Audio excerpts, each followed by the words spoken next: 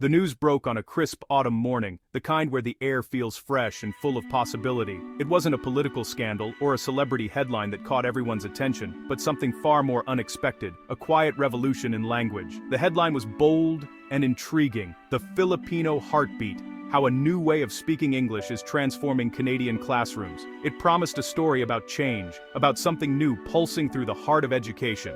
Suddenly, in staff rooms and living rooms across the country, everyone was talking about a new approach to teaching English, one rooted not just in rules, but in empathy, understanding, and genuine connection. At the center of this story was Margaret, a veteran Toronto teacher. For years, she was known for her strict, rule-based classroom, where grammar and structure reigned supreme. But the article described a growing trend. Canadian students and parents were now seeking Filipino tutors. They weren't just looking for perfect grammar, they wanted warmth, encouragement, and a sense of belonging. This Filipino approach, teaching with heart, prioritized building confidence and nurturing emotional well-being over simply correcting every mistake. It was about making students feel seen and heard. For Margaret, reading this was a revelation. It was as if she was looking into a mirror, one that reflected a need for more than just academic excellence, a need for human connection. The story posed a powerful question. What if the true purpose of language was to connect people, not just to ensure correctness? What if teaching could be about building bridges, not just following rules? Margaret found herself at a crossroads, her long-held beliefs about teaching and learning suddenly shaken. She wondered if she could adapt, if she could embrace this new way. Across the nation, people were captivated by this cultural exchange. Conversations buzzed in coffee shops, homes, and schools as Canadians reflected on what it meant to truly communicate. For Margaret, the question became deeply personal. Could she change the way she taught, and perhaps even the way she lived? Was she ready to let go of old habits and embrace something new?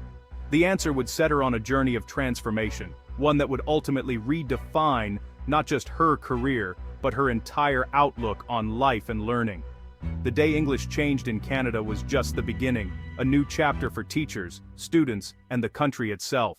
Margaret's classroom was a shrine to grammar, posters, diagrams, and the ever-present red pen. She believed English was a machine, learn the rules, operate it flawlessly. Her students memorized verb conjugations and feared mistakes. Silence filled the room. Students rarely spoke, afraid to be wrong. English became a subject to pass, not a language to live. Margaret prided herself on high standards and perfect essays. Emotion, she thought, had no place in her lessons. Her feedback was technical, never personal. She taught arguments, not hearts. Yet, a quiet unease grew. Her students were disengaged, their writing perfect but soulless.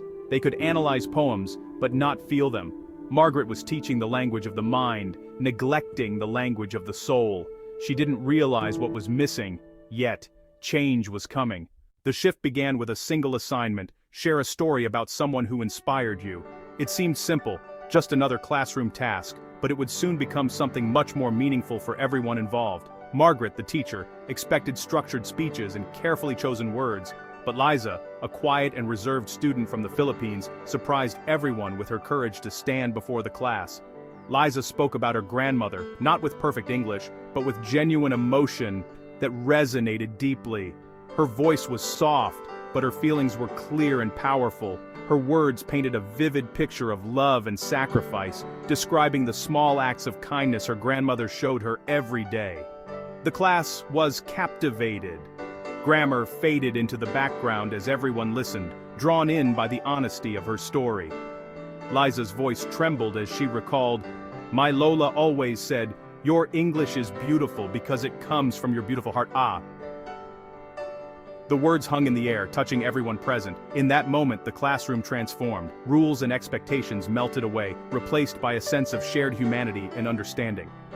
Margaret put down her red pen and simply listened, realizing that sometimes the most important lessons aren't found in textbooks or grammar rules. When Liza finished, the applause was real and heartfelt. The students clapped not just for her story, but for her bravery and authenticity. Margaret felt something shift inside her, a new understanding dawning as she reflected on what she had just witnessed. Liza's imperfect English had connected and moved people more than any flawless essay ever could. The emotion in her words bridged every gap. The idea echoed throughout the room. English is beautiful when it comes from the heart, no matter how it sounds. For Margaret, this was a revelation, a moment that would change her approach to teaching and connecting with her students. It was the key to a new world for her and her students, opening doors to empathy, understanding, and true communication. The journey had truly begun, and together they stepped forward into a future filled with hope, courage, and the power of heartfelt stories.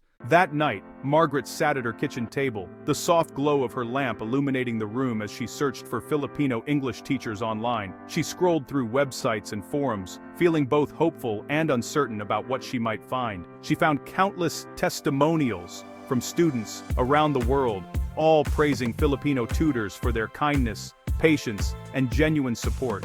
The reviews spoke of teachers who went beyond grammar and vocabulary, who truly cared about their students' progress. Curious and inspired, she decided to book a trial lesson with Ben, a cheerful tutor from Cebu whose smile radiated warmth even through the screen. Despite her years of teaching experience, Margaret felt a flutter of nerves. What new things could she possibly learn from this online session? Ben greeted her with a big smile and a gentle voice, asking, "How are you feeling today?" His words instantly put her at ease. No one had ever started a lesson that way before.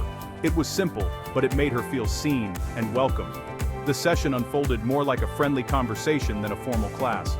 They laughed, shared stories, and connected as people, not just as teacher and student. Ben encouraged her every step of the way, celebrated her ideas, and made her feel truly valued for her thoughts and efforts. There were no tedious grammar drills or endless corrections, just genuine connection and encouragement. By the end of the lesson, Margaret realized she'd been smiling the whole time, her worries replaced by a sense of joy and possibility. Ben hadn't just taught her new language rules, he'd shown her the true joy of learning and the importance of teaching with empathy. Margaret saw, perhaps for the first time, the real power of teaching with heart and compassion. This was the Filipino way, a way of teaching that touched the soul, and she knew she wanted to bring it home to her own students. That single lesson was more than just a class, it was the first step on her journey of transformation, opening her eyes to a new approach. Margaret was ready to change, excited for what lay ahead, and eager to share what she had learned. Margaret continued her sessions with Ben, uncovering the Filipino teaching secret: empathy. Filipino tutors taught people not just language, lessons adapted to students' emotions, gentle on bad days, celebratory on good ones. Praise was constant, building confidence and making mistakes safe. Students were eager to try, unafraid of failure. Connection was the foundation. Tutors asked about families, dreams, and shared their own stories. This wasn't small talk, it was building trust. Teachers became mentors and friends. The approach nurtured the whole person, not just their English. Language became a bridge for sharing ideas and feelings. Margaret took notes, determined to bring this holistic, heart-centered method to her classroom. She saw that true teaching was about connection. The Filipino way was about more than language. It was about humanity. Margaret discovered vibrant online communities of Filipino tutors. These forums overflowed with support, advice, and shared resources. The spirit of bayanihan, communal unity, was alive and well. Teachers lifted each other up, celebrated successes, and helped with challenges. Discussions went beyond teaching techniques to mental health and well-being. This culture of kindness and support was the engine behind the movement. Margaret realized her own professional circles lacked this spirit. To truly adopt the Filipino way, she needed to bring bayanihan to her school. Inspiration was everywhere. Inspired, Margaret transformed her classroom. Grammar charts came down, quotes about courage and communication went up. Desks formed a circle, not rows. She apologized to her students for focusing on rules over joy. The new rule: speak with kindness, listen with heart. Instead of drills, she asked, "What's one good thing from your weekend?" Students slowly opened up, laughter replacing silence. Margaret praised effort, not just correctness, and used a green pen to highlight strengths. Heartspeak Fridays let students share stories without fear of grammar mistakes. The classroom became lively and supportive. Students grew confident, helping each other and connecting.